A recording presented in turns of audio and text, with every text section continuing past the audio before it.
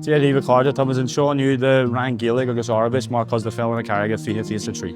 Hi, we are here today at Blaiseadh to have a workshop to exchange three languages, Irish, Arabic and English. And we are doing this because we believe that everyone has a right to speak their original language. And I didn't know that the British did in Ireland the same that they did in our countries, in Sudan, for example, until after I came here to Belfast. And I was talking to someone and they told me that people were banned from speaking Irish here when Ireland was a British colony. They did the same in Sudan. They banned people from speaking their original languages.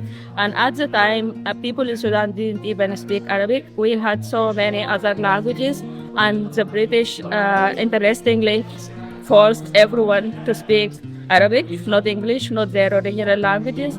So today here we will be trying to teach people some basic Arabic words and mostly words connected to the community resistance and revolution and a few short Arabic poems. And we are looking forward to learn some Irish here. The amazing thing that I noticed, the Irish language is similar to Arabic somehow.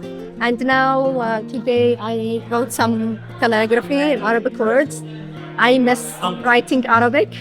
So I'm so excited to learn Irish and to teach Arabic. One Irish class, and I was learning to say my name. My name is Tawassul, and you know what it is in Irish? Ismisha, Tawassul. It's like in Arabic we say Ismi, Tawassul. In Yemen we say Ismish. Ismish? Oh. Ismish.